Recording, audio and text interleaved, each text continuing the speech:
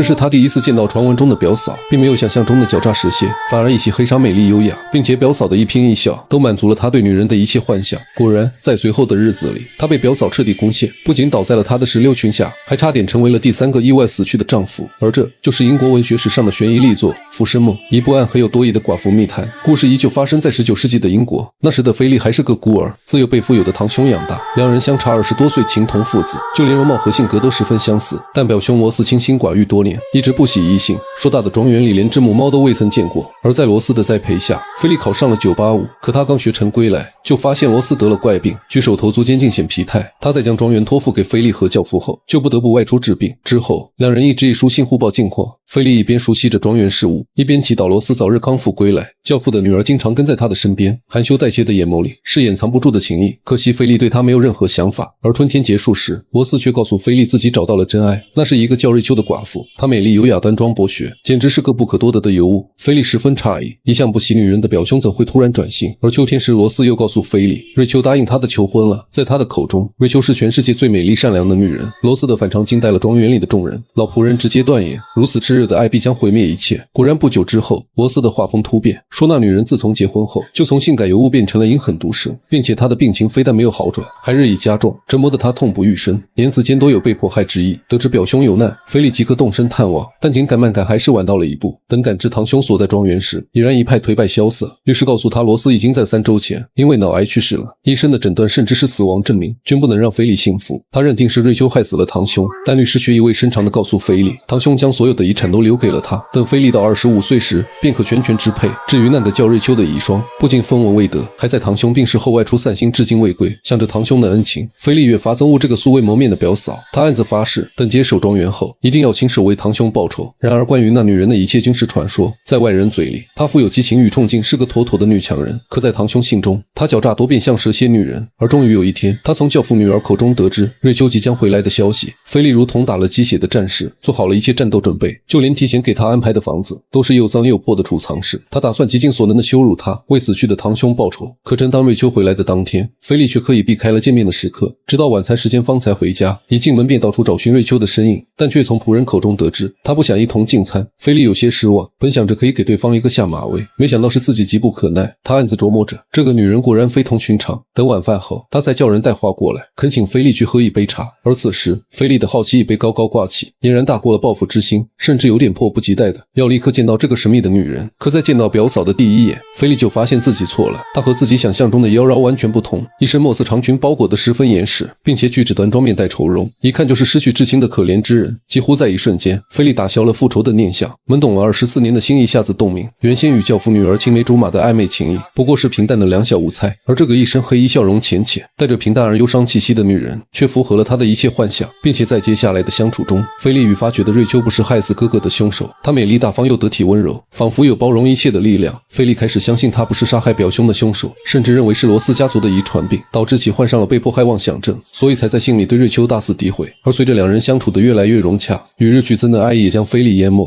可不等他表明心迹，瑞秋就告诉他自己准备去意大利教书赚取生活费。菲利这才意识到，因为表兄的判断失误，自己无意间夺走了瑞秋本该有的优渥生活。为了帮心爱的女人渡过难关，菲利一大早就赶到教父家，表示要分一半遗产给瑞秋。菲利本以为自己做了件好事，谁知瑞秋在知道真相后恼怒不已，认为菲利的做法羞辱了他。两人虽大吵一架，可菲利对瑞秋的好感却越发浓郁，他从心底里欣赏这个自立坚强的女人。于是晚上便捧着蜡烛掀开了瑞秋的床幔，他为自己的不理智道歉。而借着烛火的跃动，瑞秋也亲吻了他的唇角，表达了原谅。爱情的萌芽终于破土而出，菲利就像个载誉归来的勇士，满世界搜罗着宝物讨爱人欢心。在圣诞舞会上，他甚至拿出了祖传的珍珠项链，而身所贵重的珍贵珠子在他白皙的脖颈间光彩夺目。而女人似乎也被他的热情攻陷，肆意亲吻，确认着彼此的心意。可高调的举动很快引来了教父的不满，他认为项链是遗产的一部分，而菲利还不满25岁，作为遗产的监护人，他有权收回一切不当赠与。尽管菲利一再声明自己2天后就有权支配一切，但教父还是当众收回了项链。看着瑞秋窘迫无措的模样，菲利大为恼火，他产生了一个更疯狂的念头。在25岁生日的早晨，他冲进教父家中，并拿出一早拟定好的财产转让协议，将自己继承的所有珠宝全部赠与瑞秋，而约束条件只有一个，瑞秋不能再婚。教父对他的行为深感震惊，却也无权阻止。而拿到契约书后，菲利兴奋不已，他一路策马奔驰，想要立刻见到瑞秋，却不料山边泥土松动，菲利差点命丧深渊。他费尽全身力气才堪堪爬了上来，可陷入爱情的年轻人却没能读懂命运的隐喻，靠着一腔孤勇爬上庄园高墙，摸进了堂嫂的闺房，项链重新回到瑞秋的脖子，跳动的烛火成了催情的良药。在情感和物质的双重刺激下，两人彻底跨过了道德桎梏，而事情的转折也从第二天突然呈现出不同的模样。沉浸在巨大幸福中的菲利早早起床准备好了红酒，想与瑞秋延续昨晚的甜蜜，但出门一问，仆人却说他一早就外出了。而这一等便等到了日上三竿。等瑞秋坐着马车归来时，菲利的闷酒已经喝了几个时辰，可还没等开口询问，瑞秋便淡淡的回道自己去找了神父，了解了赠与契约中的所有条款。菲利有些不可置信，但看着瑞秋那张迷人的脸蛋，他还是咽了下去，并带着瑞秋来到了丛林里散步。而看着四下无人，菲利再度表达了自己的爱意，瑞秋没有接受也没有拒绝。而这件事过后，菲利便趁着晚宴，当着教父和客人们面宣告自己爱上了瑞秋，并且打算尽快与她完婚。可没想到率先变脸的却是瑞秋，言语间竟是对此事甚感荒唐。 I've known shame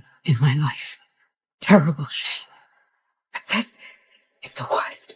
菲利完全傻眼了，他本以为婚约会使两人的感情升温，却没想到让他们之间产生了无法修复的隔阂，甚至开始拒绝与他独处，就连两人说话都要开着门窗避险。看着倍感苦恼的菲利，教父的女儿有意暗示财产赠与条款过于死板，限制了热爱自由的瑞秋，所以他才拒绝结婚。冰冷的现实如冷水般浇灭了汹涌的爱意。菲利病倒了，他一连昏睡了5天，而醒来后却发现是瑞秋在服食汤药。那热切的眼神和殷切的叮嘱，让菲利瞬间想起了早亡的堂兄。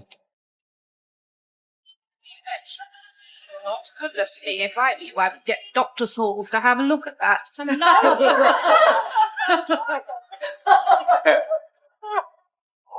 他当场断定这药茶可能就是害死堂兄的元凶，怀疑的种子一旦落地，就会快速生出藤蔓。菲利开始跟踪瑞秋，并监视他的人际往来。而这天在县城的酒馆里，他看见堂兄的律师和瑞秋举止亲密，这一发现几乎证实了他的猜测。他认为瑞秋对自己虚与委蛇，就是为了拿到财产和律师私奔。为了证实自己的猜想，菲利特意邀请教父女儿来家中做客，并暗示两人有话要说。瑞秋见状便借故外出散心，可菲利却别有用心的向瑞秋推荐了悬崖边的风景。等瑞秋离开后，他和路易斯在房里翻找起来。终于，他们发现了瑞秋和律师的书信往来，但结果却出乎两人的意料。因为在给律师的信里，瑞秋将菲利立为了自己的财产继承人，而律师的回信却是建议瑞秋带菲利去意大利养病。想到自己连日来的试探和猜测，菲利悔不当初，并且路易斯还发现了律师根本不可能和瑞秋有私情，因为他是一个 gay， 所谓情理举动也不过是地方礼节罢了。菲利如梦初醒，他一路疾驰却还是晚来一步。坍塌的悬崖下躺着的正是瑞秋被海水打湿的尸体。瑞秋死了，菲利尚未生根的爱情也无疾而终。时光荏苒几年过去了，菲利已经成了2个孩子的父亲，他也会因家族遗产病头痛欲裂。但每当难受至极时，他总是好奇瑞秋到底有没有在查理夏过渡，亦或者他有没有爱过自己。而趁着菲利思考时，一旁的妻子路易斯嘴边却挂着一抹意味深长的笑意。至此，全篇结束。故事到最后也未表明到底是不是瑞秋害死的堂兄，因为电影从头到尾都是以菲利的视角来讲述的。从开始带来的偏见就断定瑞秋是凶杀，可又在见过对方并爱上对方后，又单凭感觉为对方洗清了嫌疑。菲利对一切事物都是靠情绪来判断的，甚至因为一时生气就哄骗瑞秋去悬崖散步，结果到真相大白时又悔不当初。而作为全片里画面最少的路易斯，他从头到尾就知道自己要什么，但至于是财产还是菲利就不得而知了。好了，再细致的解说也无法比拟原著。我是小无聊电影，期待与你的每一次相遇。